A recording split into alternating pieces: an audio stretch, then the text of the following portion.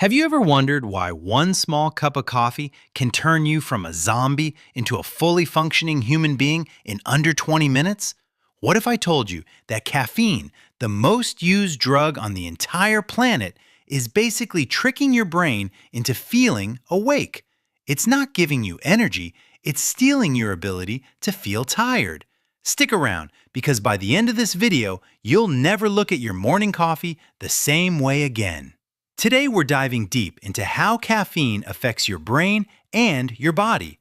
We'll talk about what actually happens inside your head the moment caffeine hits your bloodstream, why it makes you feel focused, why too much of it makes you jittery, how it messes with your sleep long after you think it's worn off, and how your body slowly builds a tolerance to it. We'll also look at some surprising facts that most coffee lovers have never heard. So, grab your drink of choice and let's get into it. Let's start with the basics. Caffeine is a natural stimulant found in coffee beans, tea leaves, and cacao pods. But here's the twist. Plants didn't create caffeine for us. They created it as a natural pesticide to paralyze and kill insects that tried to eat them. Yet somehow, humans discovered that this insect poison gives us a wonderful boost of alertness. Strange, right? Nature is full of surprises. Now let's talk about what happens in your brain. All day long, a molecule called adenosine builds up in your brain. Adenosine is like a sleepy little messenger. The more of it that builds up, the more tired you feel. It attaches to special receptors in your brain, and when enough adenosine locks in, your brain slows down and tells you it's time to rest. This is your body's natural way of keeping track of how long you've been awake. Here's where caffeine comes in. Caffeine has a molecular shape that is almost identical to adenosine. Because of this, caffeine can sneak into those same receptors and block them. But caffeine doesn't activate them like adenosine does. It just sits there, blocking the door. Your brain can't sense the tiredness signal anymore, even though the adenosine is still building up in the background. This is why caffeine doesn't actually give you energy. It simply hides your exhaustion from you. While this blocking is happening, something else kicks in. With the sleepy receptors blocked, your brain increases the release of dopamine and norepinephrine. These are the chemicals responsible for alertness, mood, and focus. This is part of the reason coffee can feel almost like a small mood lift. Some studies even link moderate coffee consumption to a lower risk of depression, though scientists are still exploring exactly why. Let's move to the next section, how caffeine affects your body physically.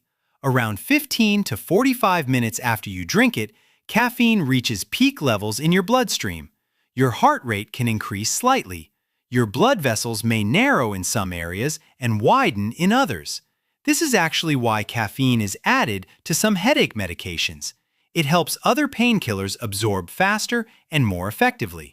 Caffeine also stimulates your central nervous system, which is why your reaction time improves and your muscles can perform slightly better during workouts. This is a huge reason why so many athletes drink coffee or take caffeine supplements before training. Studies show caffeine can improve endurance performance by helping your body use fat for fuel instead of burning through your limited stores of muscle sugar too quickly. Now here's where things start to get tricky. Everyone's body processes caffeine differently thanks to a gene that controls how fast your liver breaks it down. Some people are fast metabolizers. They can drink coffee at night and sleep like a baby. Others are slow metabolizers. For them, a single afternoon coffee can keep them staring at the ceiling at midnight. This is why the exact same cup of coffee can feel completely different depending on who's drinking it. Speaking of sleep, let's talk about caffeine's sneaky relationship with your rest. Caffeine has something scientists call a half-life, which usually sits around 5 to 6 hours. That means if you drink a coffee at 3 in the afternoon, about half of that caffeine could still be active in your system at 9 at night. Even if you don't feel wired anymore, it can still be quietly blocking those sleepy adenosine receptors, making it harder for you to fall into deep, restorative sleep. This leads us to an important fun fact. Caffeine doesn't just delay sleep, it can reduce the quality of your deep sleep even if you manage to fall asleep just fine. That means you could sleep for 8 hours and still wake up feeling groggy, all because of a coffee you had way earlier in the day. Let's talk about tolerance next. If you drink caffeine every single day, your brain adapts. It starts growing more adenosine receptors to compensate for the ones caffeine keeps blocking. Over time, this means you need more caffeine to get that same alert feeling you used to get from just one small cup. This is exactly why some people go from drinking 1 coffee a day to needing 3 or 4 just to feel normal. And if you suddenly stop drinking caffeine after building up a habit, you might experience withdrawal. This can include headaches, irritability, tiredness, and even brain fog.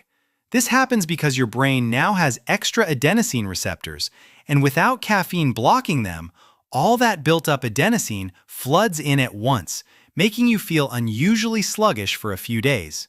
Think of it like a seesaw. On one side you have alertness, and on the other side you have tiredness. Caffeine pushes the seesaw toward alertness, but your brain quietly adds weight to the tired side to balance things back out. The more caffeine you use, the more weight your brain adds. Eventually, you need bigger and bigger doses just to feel the same lift you used to get from a tiny cup. This is exactly how tolerance sneaks up on so many coffee drinkers without them even noticing. There's also a difference between the caffeine in coffee and the caffeine in energy drinks or soda. Coffee naturally contains other compounds like antioxidants, which may offer additional health benefits beyond just the caffeine itself. Energy drinks, on the other hand, often combine caffeine with large amounts of sugar and other stimulants, which can create a much harsher crash once the effects wear off. This is why some people feel jittery and anxious after an energy drink, but feel calm and steady after a cup of coffee, even with a similar amount of caffeine. Here's another mind-blowing fact. Caffeine is technically classified as the most widely used psychoactive substance in the entire world, even more than nicotine or alcohol.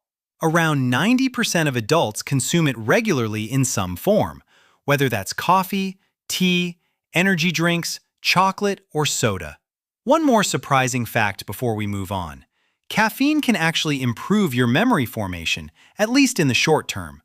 A study found that people who took caffeine after learning new information were better at recalling it the next day compared to people who didn't. Scientists believe caffeine may help strengthen certain memories while your brain processes them. So what does all of this mean for you in real life? First, timing matters.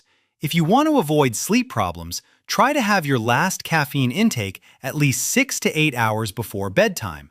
Second, know your limits. Most health experts suggest staying under 400 milligrams a day for most adults, roughly the amount in about 4 small cups of coffee. Third, if you feel like caffeine isn't giving you the same boost anymore, that's a sign your tolerance has grown, and taking a short break for a few days can reset your sensitivity. The key takeaway here is simple. Caffeine doesn't create energy out of nothing. It borrows your brain's tiredness signals and hides them temporarily while giving you a real boost in focus and alertness along the way. Used wisely, it can be an incredible tool. Used carelessly, it can quietly mess with your sleep and your mood without you even realizing it. If this video helped you understand your daily coffee habit a little better, smash that like button, subscribe if you're new here, and drop a comment telling me how many cups of coffee you drink a day. I read every single one. Coming up next, we're going to explore what happens inside your brain when you dream and why some dreams feel more real than actual life. Trust me, you don't want to miss that one. See you in the next video.